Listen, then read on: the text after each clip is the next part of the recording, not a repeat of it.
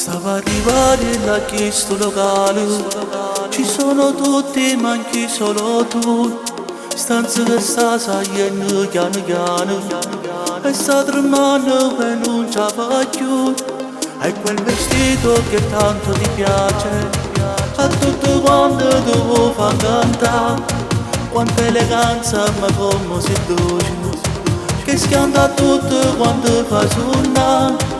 Volevo tutto perfetto stasera, perché ci tiene e non potrà scurare.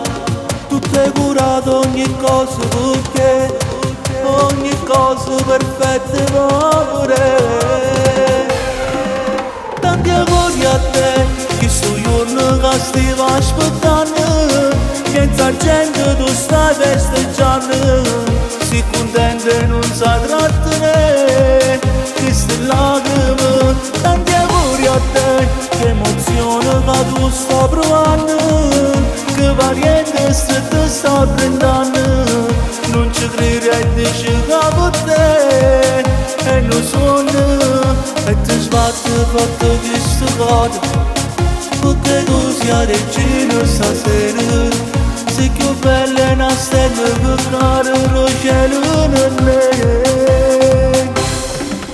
Tanti auguri a te, non riesci a trovare parole per ringraziare tutte queste persone che sono tutte speciali per te. Mi sta aspettando tutti questi regali, quanta sorpresa che tu ti aspetti. Con un qualcuno di te speciale, e tu non sai come li ringrazia. La Francia non manca chi si invitata, per uno suono ma che è realtà. Dice che non ci crede che stai qua, che sta rumena non ti lascia dare. Tanti auguri a te, che sto giorno che stiamo aspettando. Senza gente tu stai festeggiando, si contenta e non sa trattenere queste lacrime. Tanti auguri a te, che emozione che tu stai provando, che variante stretta sta prendendo.